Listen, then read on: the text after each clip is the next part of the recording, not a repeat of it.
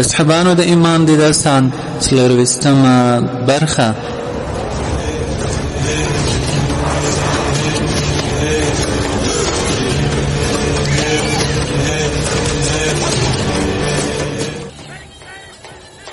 د اصحابانو د ایمان داستان.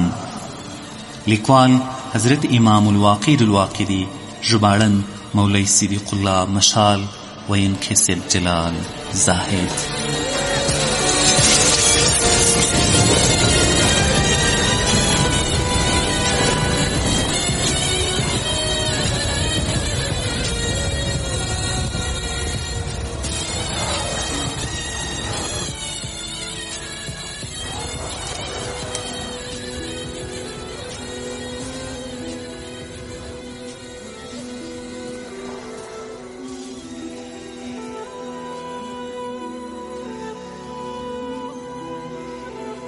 بسم الله الرحمن الرحیم. د اصحابانو د ایمان داستان د 24مې برخې محترم او درنو اورېدونکو، په دې هیله چې روغ جوړ صحتمند او خوشحاله به یاست او په خپلو ورځنیو کارونو کې به کامیاب او بریالي یاستئ. محترم اورېدونکو، راځو 24مه برخه شروع کوو. مونږ په تېره برخه کې دا واورېدل چې اسلامي لښکرو د بعلبک خلکو ته ماتې ورکړه او خلک یې کلاو ته ننوتل.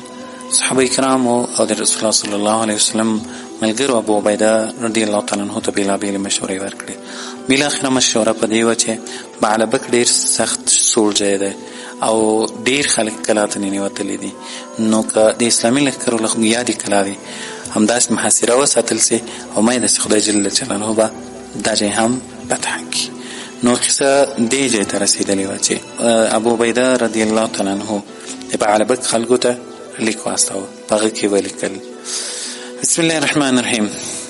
په شام کې د مسلمانانو د امیر او د امیر المؤمنین له لوري، په شام کې د خلیفه ابو عبیده له لوري د بعلبک سرکښو او مخالفینو ته اما بعد. خدای جل جلاله ډیر پاک او دل رحم دی، دین غالب کړی او د دین څښتنانو مسلمانانو ته د کافرانو پر پوځونو غلبه ورکړې او ډیر ښارونه یې د دوی په لاسونو فتح کړي او فساد کوونکي یې ذلیله کړي. زموږ دا لیک زموږ او ستاسو ترمنځ د شوې معاهدې د ماتېدلو خبره ده. موږ دا ستاسو لوی او کم ته وړاندې کوو، ځکه زموږ په دین کې غدر او بغاوت نشته. موږ چې تر څو ستاسو په حل او نیت پوره پوه نه شو تر هغه مهاله جنګ نه کوو. اوس هم که تاسو د نورو ښارونو په څېر غواړئ چې په سولې کې داخل شئ، موږ سوله در سره کوو، او که اهل ذمه ځان ګرځوئ هم موږ ورته تیار یو، او که جنګ ته تیار یاست نو بیا موږ له خپل خدای جل جلاله څخه ستاسو په وړاندې مرسته غواړو. د دې لیک ثواب زر تر زره راکړئ. والسلام علی من اتبع الهدى.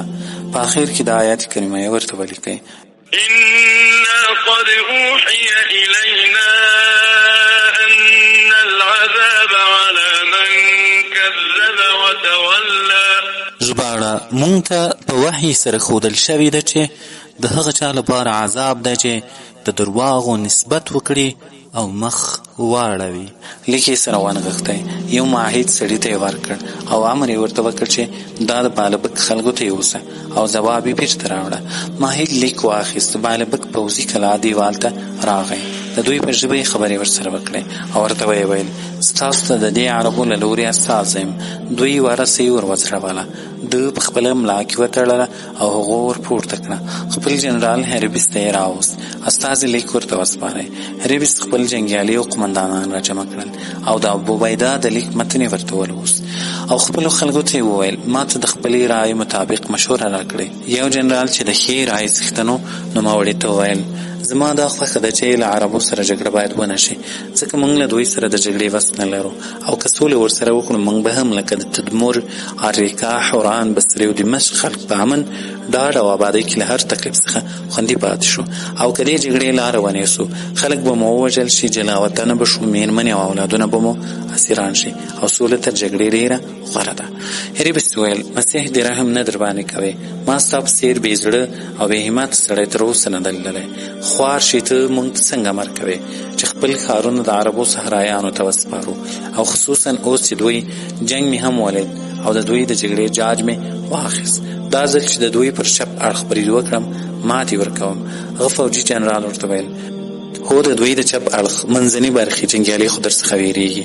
وروسته یې خبره تر مشاجرې او ښکنځلو سره ورسېده او د بعلبک خلک پر 2 ډلو وویشل شول چې ویې د سولې او بلې د جګړې پلوي کوله. هیریبیس د امیر ابو عبیده لیک سره ومخی او بیا یې ماهد ته ور وغورځاوه، غږ وکړ او پر خپلو غلیمانو یې غږ وکړ چې دی بیرته تر کلا لاندې وځړوئ. هغه د امر تعمیل وکړ. ماهد بیرته د مسلمانانو سکرو ته راغی، ابو عبیده ته ورغی، د دوی کیسه په تفصیلي توګه ورته وکړه او ویې ویل: ای امیره، اکثریت خلک د جګړې پلویان وو. ابو عبیده مسلمانانو ته ویل: سخته جګړه ورسره وکړئ او په دې پوه شئ چې دا خر ستاسو د عملیاتو مفتوحه سیمو په منځ کې واقع دی. که چیرې دا درڅخه پات شو نو دا به ستاسو دپاره د غذایو په باره کې ستر ځنډ شي چې سوله مو ورسره کړې، نه به تله راتله کولی شئ او نه بل څه. راوی وایي د حضرت محمد صلی الله علیه وسلم ملګرو د جنګ لپاره تیاري ونیوه. زغرې یې واغوستې، وسلې ښې سنبال کړې، د کلا دیوالو خواته ورغلل. د بعلبک خلک د دوی پر ضد ودرېدل او دوی یې په غشو او ډبرو وویشتل. هریبیس خپله کرسۍ او تخت د کلا پر یو برج کېښوده، خپل زخمونه یې پټۍ کړل، خپله زغره یې واغوستله، وسله یې راواخیستله او د جوهرو جوړ صلیب یې پر سر کړ. شاوخوا یې جنرالان او پوځي مسؤلین په داسې ډول راغونډ وو چې له زرو جوړې شوې زغرې یې اغوستې وې او په لاسونو کې لیندۍ او غشې نیولې وې. عامر بن وهب الیشکري وایي: زه د بعلبک د جګړې برخوال وم. مسلمانانو په ډېره جذبه سره د کلا دیوالونو لور ته وتلل. راوی وایي: د رومیانو غشې داسې راتل لکه د ملخانو سیل. د عربو ځینې جنګیالي بې وسلې ویل، هغوی د دښمن په غشو ولګېدل. ما د دښمن جنګیالي ولیدل، د کلا له دیواله څخه پر موږ داسې راتویېدل لکه مرغان چې پر دانه راتویېږي. زه د دښمن د یو جنګیالي لور ته د دې لپاره ورغلم چې سر یې قلم کړم. د الغوث چغې وکړې. موږ په تېرو جګړو کې دا خبره زده کړې وه چې څوک د الغوث چغې ووهي هغه امان غواړي. ما ورته ویل: هلاک شي، تا ته امان ده. له څه کبله د کلا تر دیوال زموږ لور ته راوغورځېدې. د په رومي ژبه خبرې راته کولې او زه نه پوهېدم چې څه وایي. عامر بن وهب الیشکري وایي: ما له ځان سره د امیر ابو عبیده خیمې ته راوست او ومې ویل: ای امیره، یو څوک راوغواړه چې د دغه په ژبه پوهېږي. ما ولید چې دوی په خپل منځ کې یو له بل سره ویشل. ابو عبیده یو موجود ترجمان ته وویل: موږ د دې رومي په خبره پوه کړه چې څه قصه لري او دوی ولې یو د بل سره ولي. ترجمان ورته وویل: خوار شي، موږ تا ته امان درکړ، ته اوس رښتیا خبره وکړه او دا راته ووایه چې تاسو په خپل منځ کې ولې سره ولئ. ده وویل: موږ په خپل منځ کې نه سره ولو، لکن موږ عام او کلیوال وګړي یو. موږ چې کله خبر شو چې تاسو له قنسرین څخه راوګرځېدئ او زموږ لور ته راځئ، موږ له ټولو خورو ورو سیمو څخه دې ښار ته مخه راوکړه تر څو دلته ځان خوندي کړو. موږ د خپل لښکر په دومره ډېروالي خبر نه وو. موږ په خپله ځانونو سره تنګ کړل، د ښار دروازې مو بندې کړې او زموږ یوه طایفه خلک کلا ته ننوتل. موږ ته چې کله د خوندي کېدو ځای را پاتې نه شو، موږ هم کلا ته پناه وروړه. هلته هم د اوسېدلو دپاره ځای را پاتې نه و. هلته پر دیوالونو او برجونو کې مو واړول. چې کله تاسو برید روانې وکړ، زموږ جنګیالي له دې کلا څخه تاسو ته راوړاندې شول. موږ یې له پښو سره پایمال کړو او کله چې جګړې زور واخیست او پر دوی بده ورځ جوړه شوه، دوی په موږ یو رانیوی او تاسو ته به یې راغورځولو. امام واقدي وایي: کله چې امیر ابو عبیده دا خبره واورېده، سخت خوشحاله شو او ویې ویل: زه له خدای څخه هیله لرم چې دا به زموږ غنیمت شي. راوی وایي: جنګ خپل اوج ته ورسېد، خلک پکې وژوبل شول، زوږ او چغې پورته شوې. رومیانو د خپلې کلا د دیوالونو څخه ساتنه کوله. یو مسلمان هم د ډبرو غشو د ډېروالي له کبله نه شو کولی چې دیوالونو ته ځان ورسوي.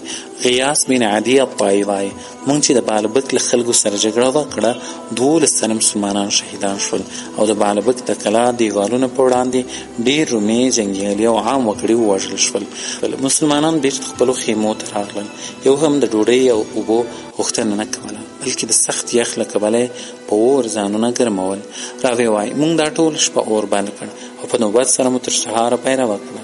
چې کله مو د سهار لمونځ ادا کړ، د حضرت ابو عبیده له لورې یو چا آواز وکړ او ویې ویل: زه هر مسلمان ته په کلکه وایم چې تر هغو به د دښمن مقابلې ته نه ورځي تر څو چې خپلې خیمې ته نه وي تللی او ګرمه ډوډۍ یې نه وي خوړلې، تر څو بیا د دښمن په وړاندې مضبوط وي. راوی وایي: موږ خپلو ځایونو ته ولاړو. د بعلبک خلکو چې کله زموږ ځنډ ولید چې وختي جګړې ته نه ورغلو، تمه یې پیدا شو او دا یې ګمان شو چې دا تاخر موږ د عوجز او ناوسۍ له کبله کړی. هریبیس په رومیانو کې اعلان وکړ او ویې ویل: مسیح دې برکت درکړي، ور ووځئ غیاث بن عدي وایي مسلمانان خبر نه و د کلا دروازې پرانیستل شوي وې او د دښمن آسونه لکه د ملخانو سیل تر موږ را رسېدلي ول. راوی وایي زموږ ځینو ملګرو لاسونه ډوډۍ ته ور اوږده کړي وو او د ځینو دپاره لا پخې دي چې یو بلونکي نارې کړې او د خدای د لارې سپرو سپاره شئ. د خدای د لارې سپرو سپاره شئ او د جهاد تابع ونیسئ او تر هغه وړاندې لا دښمن ته ورشئ چې په تاسو کې تویېږي. حمدان بن اسید الحضرمي وایي ما یو پیړه ډوډۍ کړې وه او یو څه غوړي مې رااخیستي وو چې که تغې کړم چې یو ناڅاپه مې نارې تر غوږ شوې چې ویلې راځئ او مه راګورئ. ما د دې خبرې پروا ونه کړه. یوه ګوړه ډوډۍ مې راماته کړه او په غوړو مې پورې کړه، په خوله مې کړه. بیا مې د تیارېدو چیغې واورېدې. زه په بیړه ولاړ شوم، پر خپل شاتوري اس له ډېره تلواره سپور شوم. د خپلې خیمې یوې ستنې ته مې لاس کړ او پر دښمن مې حمله وکړه. قسم په خدای که زه په خپل ځان پوهېدم چې څه کوم او نه مې حواس سم پر ځای وو. په رومیانو ورګډ شوم، ډب او اخ پیل شو. زما په فکر ما دوی په تورو غوڅول. ما د رومیانو اسونه ولیدل چې سره بیل شول. امیر ابو عبیده د اسلام سپېڅلی بیرغ نیولی و. خلکو منډې ور وهلې او ابو عبیده په لوړ اواز ویل نن داسې ورځ ده چې سبا ښه پایله لري.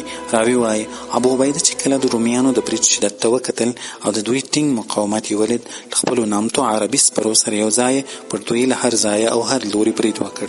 له نوموړي سره عمر بن معدي کرب الزبیدي، عبدالرحمن بن ابي بکر الصدیق، ربیعه بن عامر، مالک بن الاشتر، ضرار بن الازور، ذوالکلاع الحمیري موجود وو. د دوی دې حمله شي ډېر سخت جنګ یې وکړ او په ډېر بد حال کې یې مقاومت وښود. رومیان چې د دوی کړه وړه ولیدل بیرته شاته وګرځېدل او د کلا دیوالونو ته یې ځانونه ورسول. دروازې یې په ځان پسې بندې کړې. مسلمانان بیرته خپل پړاو ته راوګرځېدل، اورونه یې بل کړل او خپل شهیدان یې پټ کړل. د مسلمانانو مخور اشخاص امیر ابو عبیده ته راغلل. ورته ویې ویل ای امیره ته څه قصد لرې او ستا څه رایه دی؟ دوی ورته وویل زما رایه دا ده چې له کلا څخه به یو فرسخ لرې شو تر څو زموږ آسونه وتوانېږي او جنګ وکولی شي، حریم مو په امن شي او زه له خدای جل جلاله د نصرت امید لرم. وروسته ابو عبیده سعد بن زید بن عمر بن نوفیل راوغوښت، بیرغ یې ورکړ. د 500 تنو سپرو او 300 پیادهګانو امیر یې وټاکه او امر یې ورته وکړ چې شیلې ته کوز شئ او د دروازې په وړاندې له دښمن سره وجنګېږئ او په جګړه یې بوخت کړئ. بیا یې ضرار بن ازور راوغوښت، بیرغ یې ورکړ. 500 سپاره او 100 تنه پیاده مجاهدین یې ورجلا کړل. دی امیر وټاکئ او د باب شام لور ته یې ولېږل او ورته ویې ویل ای ابن ازوره د بني اسفر په مقابله کې خپل غیرت ښکاره کړه او هلته چې کوم رومیان له هغوی سره وجنګېږه. ده ورته ویل پر غبرګو سترګو. راوی وایي د مجاهدینو هره ډله یو طرف ته ولاړه چې کله سهار سو رومیانو دروازې خلاصې کړې او په زیات تعداد کې راووتل. د خپل قمندان هریبس شاوخوا راغونډ شول. هریبس ورته وویل ای د نصرانیت پیروانو، د دې دین پیروان تر تاسو وړاندې د دې عربو له جګړې څخه تښتېدلي وو، ماته یې خوړلې وه او د دوی په وړاندې عاجز شوي وو. دوی ورته ویل ای باداره خپل زړه پرې خوشحاله او سترګې پرې سړې کړه. موږ ته چې د عربو د جګړې په اړه تجربه نه وه موږ هم ورڅخه ډارېدو او اوس پوه شو چې له موږ سره په جګړه کې مخامخ شي تر موږ به په مقاومت سخت نه دي، ځکه د دوی عسکر چې کله جګړې ته راشي یو زړه جامه او بل زوړ پوستین یې اغوستی وي. موږ خو ډېرې ښې زغرې او وسلې لرو، موږ ځانونه مسیح ته هبه کړي دي. امام واقعي وایي ابو عبیده چې کله د دوی کثرت ولید په لوړ اواز یې نارې کړې ای مسلمانانو سره تیت پرک نه شئ ځکه بیا مو قوت له منځه ځي. صبر وکړئ، خدای جل جلاله د صابرانو مل دی. راوی وایي د رومیانو په زړونو ویره حاکمه وه ځکه دوی تېره ورځ مسلمانانو مقاومت او مېړانه لیدلې وه. سخت برید یې پیل کړ. سهل بن صباح العبسي وایي زه د بالبک له خلکو سره په جګړه کې موجود وم. په 2مه ورځ چې کله دوی زموږ مقابلې ته راووتل تر اولې ورځې ډېر تمدار برېښېدل. سخت او له خطره ډک برید یې راباندې وکړ. په همدې ورځ زه پر ښي مټ زخمي شوم او له دې ولیدم چې لاس وښوروم یا توره اوچته کړم. زه له خپل آس څخه پیاده شوم او د خپلو ملګرو په منځ کې روان شوم. په زړه کې مې دا ویل که چیرې د دښمن یو جنګیالی راباندې راشي زه له خپل ځان څخه نشم دفاع کولی. د غره یوې ډلې څوکې ته پورته شوم. دواړه ډلې مې تر نظر لاندې وې او د دوی د جګړې تماشا مې کوله. د رومیانو پر عربو د بري تمه وه. مسلمانانو د نصرت چغې وهلې او ابو عبیده د بري دعاوې کولې. دواړو قبیلو تر منځ کې د پام وړ سیالۍ روانه وه او دواړه ډلو ډېر فخر کاوه.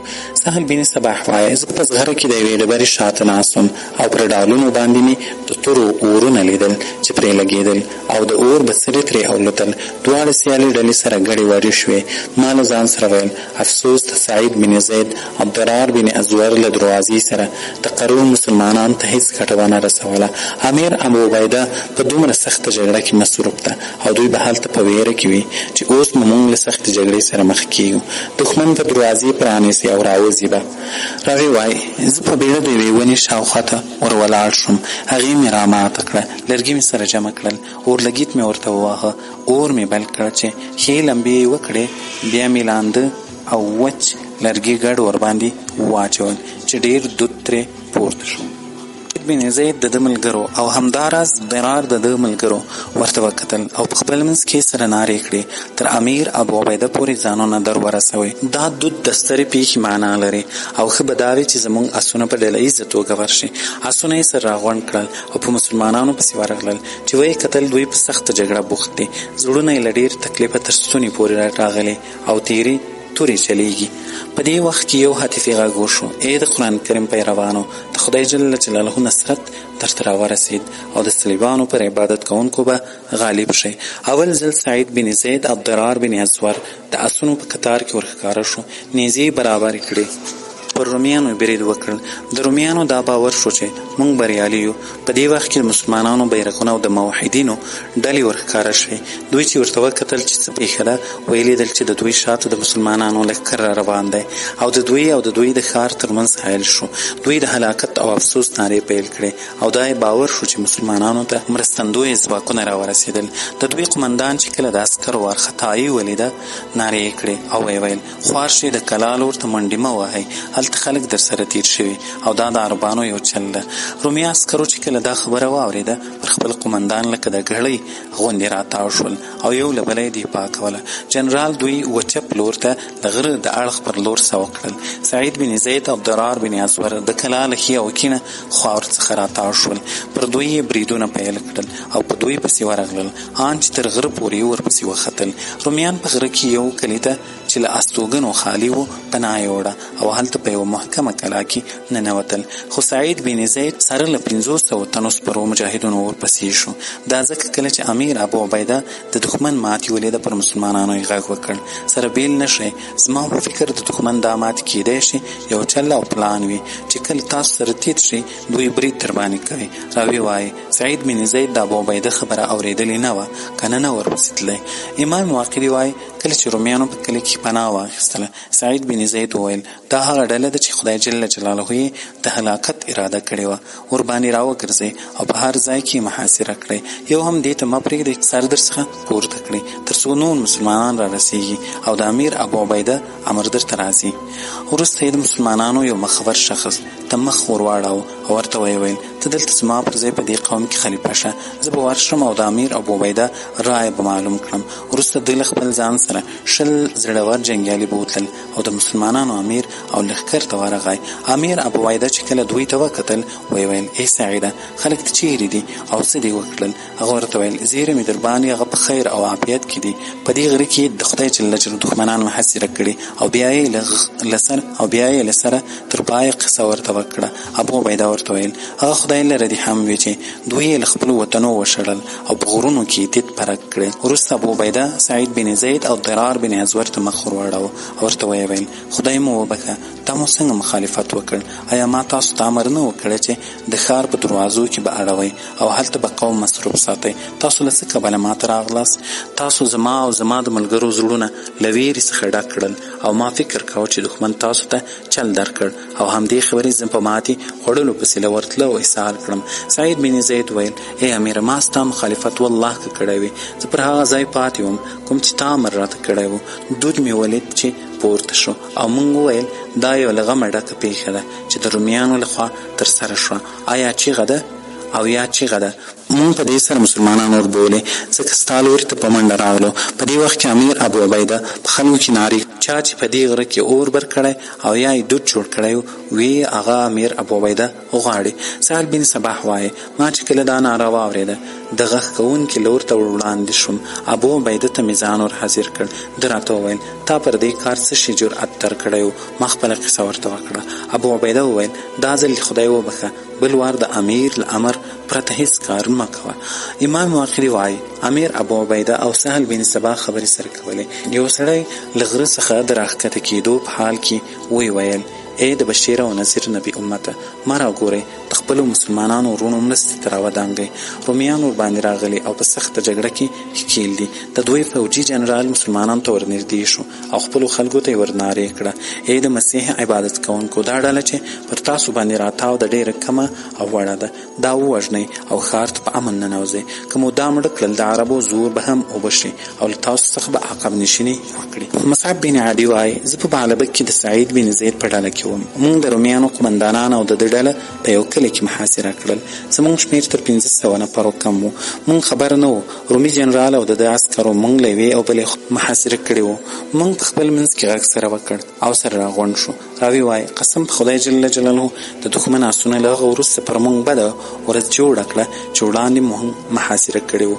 په دې ورځ زمونږ شعار د الصبر الصبر کلمه وه. مونږ په سخته جګړه کې ښکیلو چې یو داسې لوړ اواز مو تر غوږ شو چې په غره کې سخت انعکاس کېده او ویل یې یو څوک به داسې نشي پیدا چې ځان د خدای جل جلاله دپاره وقف کړي او په مسلمانانو چیغه ګډه کړي ځکه دوی مونږ ته ډېر نږدې دي او زمونږ په پیښه خبر نه دي.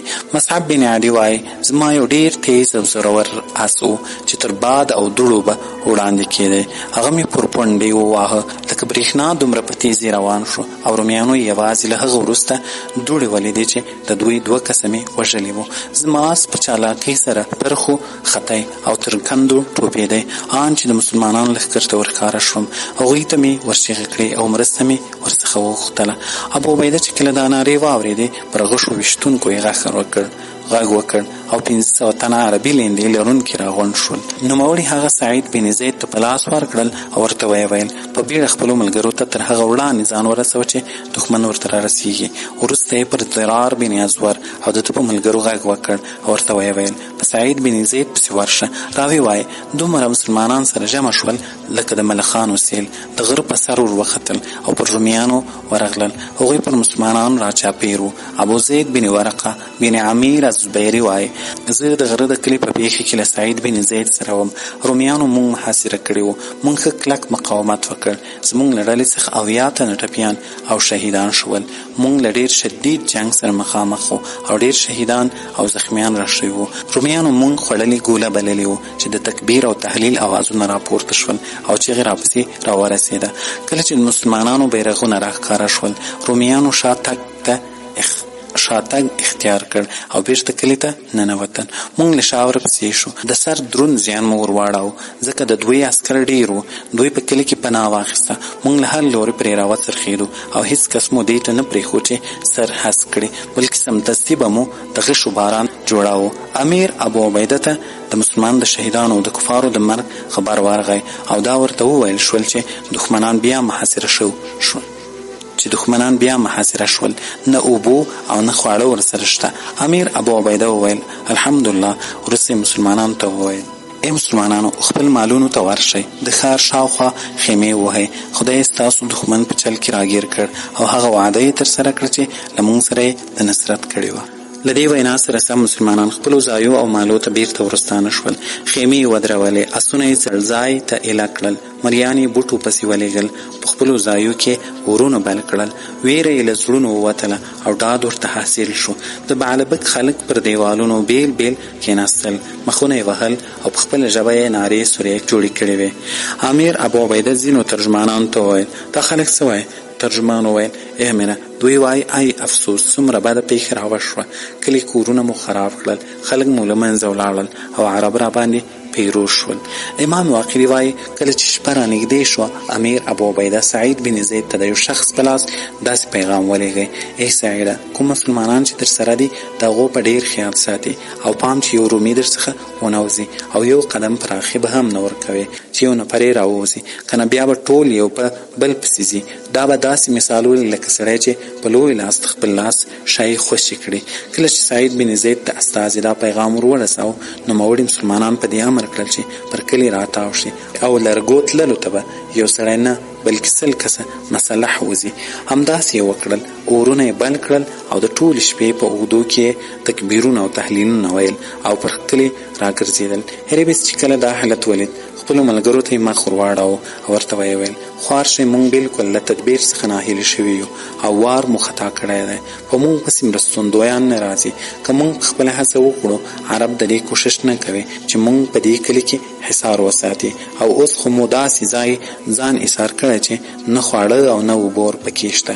او که دا کلا بندي 2 او 3 شپې ته وغځېږي، زموږ قوي به ضعیف او ضعیف به مو مړ شي. چل ول به مو کار نه کوي، پخپله به ځانونه ورته سپارو او دی به مو له یوې مخې وژني. ورسره نورو جنرالانو وویل: ای سرداره، ته څه رایه لرې؟